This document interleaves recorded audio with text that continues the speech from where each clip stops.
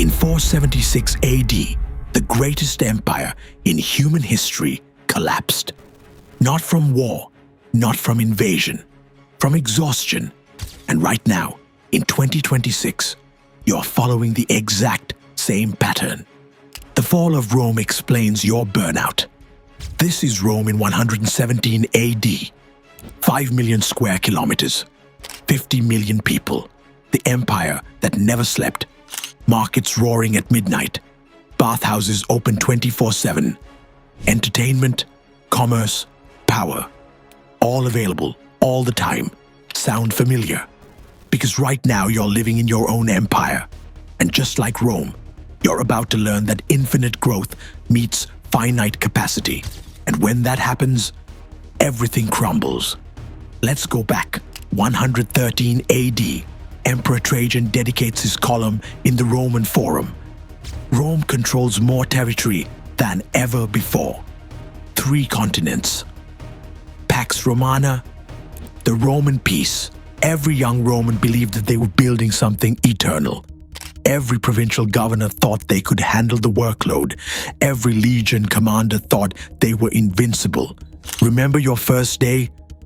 Maybe it was that startup, that promotion, that project you believed in. You were going to change the world. Working until midnight felt like winning. Every email was an opportunity. Every meeting mattered. Rome at its peak didn't feel like the beginning of the end. It felt like the beginning of forever.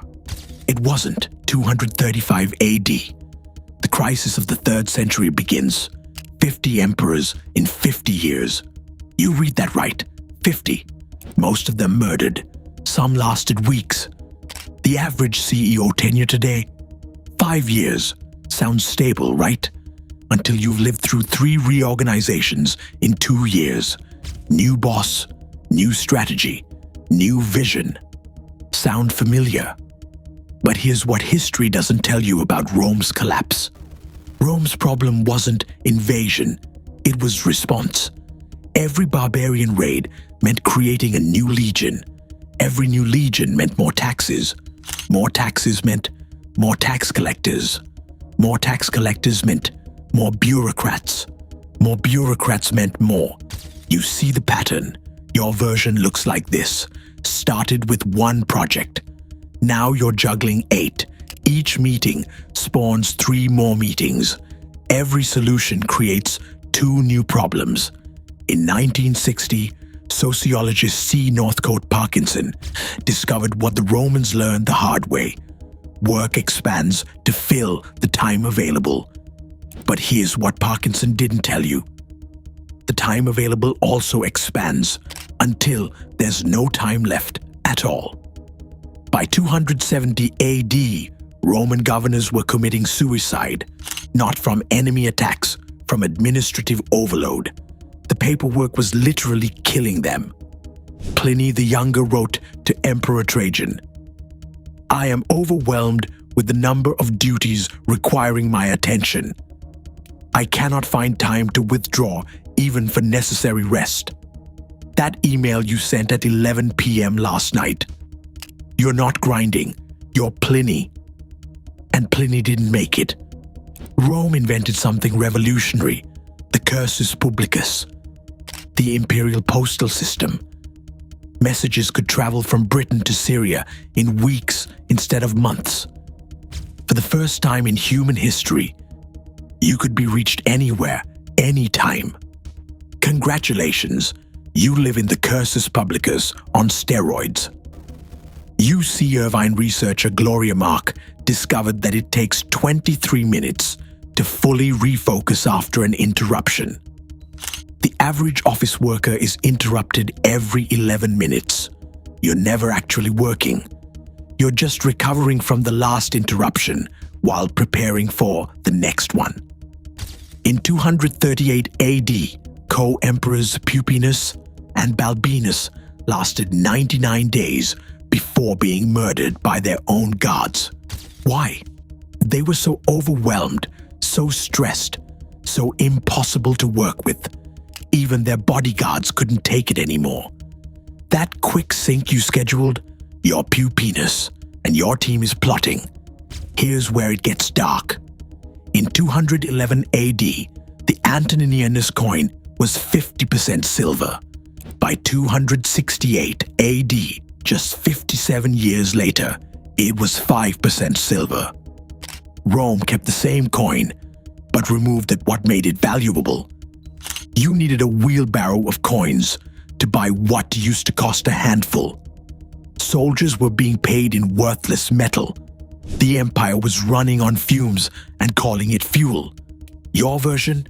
In 2020, one focused hour got you 10 tasks done. In 2025, 1 hour gets you 3 tasks. Same effort.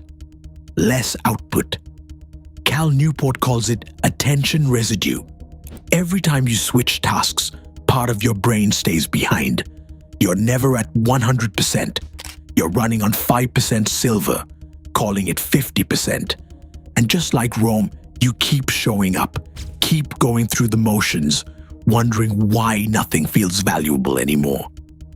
The WHO officially classified burnout in 2019.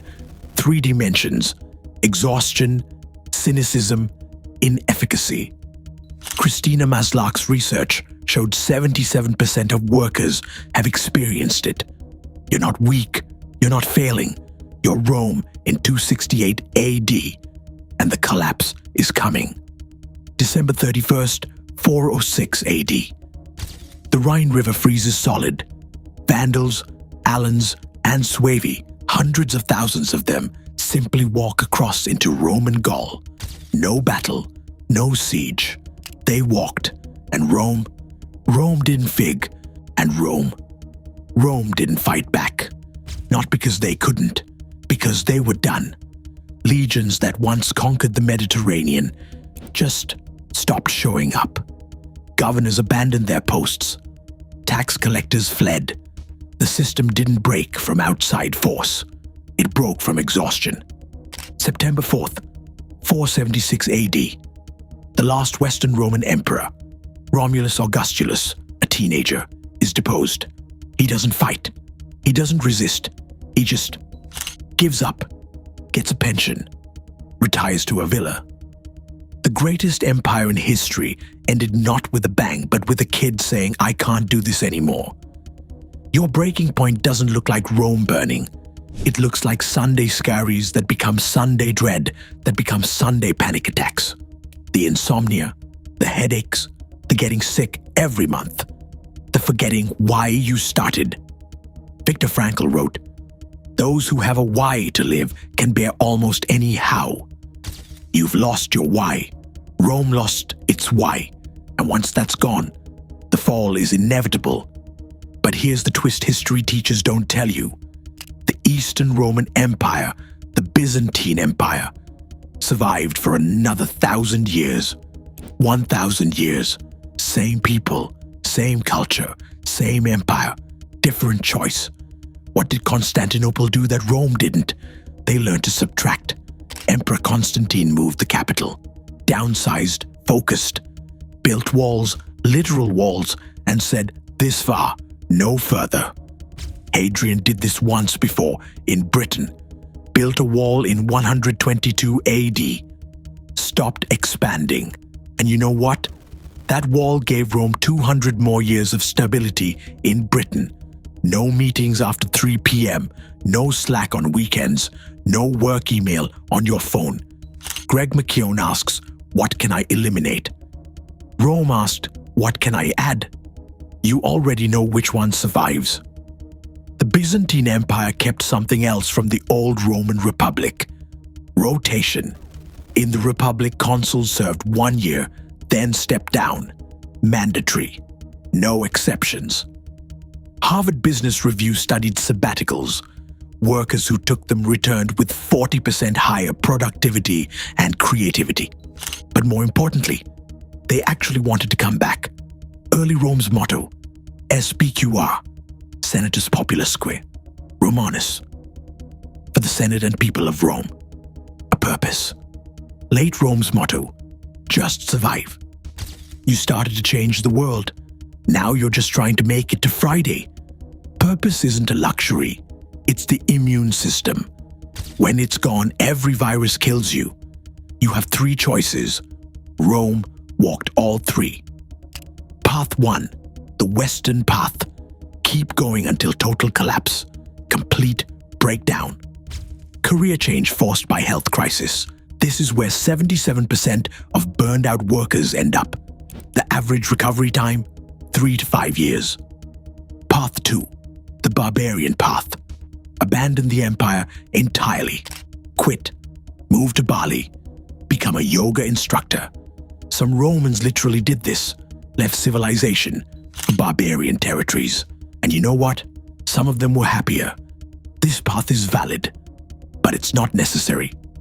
Path 3, the Byzantine path. Restructure before collapse. This is the one they don't teach you. The Constantinople move. Change your environment without burning it down. New role, new team, work from home, different city. The walls of Theodosius, built 413 AAD. Never breached for 800 years. Your walls are non-negotiable boundaries. Build them thick. The Greek fire, the Byzantine secret weapon. Naval superiority through one thing they did better than anyone. What's your Greek fire? What's the one thing only you can do? Protect that time religiously. The theme system. Byzantines organized their empire into clear, separate zones. Military, civil, religious, each with borders. Your themes: work, family, self. No bleeding between them. Jim Lower's research on elite performers. The power of full engagement comes from complete disengagement. Byzantines mastered this. Rome never learned it. Rome fell in 476 AD. Constantinople stood until 1453. 977 years longer. Same empire, different choice. The difference? Constantinople learned to say no. Your empire is burning right now. You just can't see the smoke yet because you're too busy checking Slack. The barbarians aren't at the gate. Burnout is. And unlike the Romans, you've been warned. You've seen this movie. You know how it ends. You can be Rome, or you can be Constantinople. The average burned out worker takes 3 to 5 years to fully recover. The Byzantine Empire lasted 1,058 years. Sustainability wins.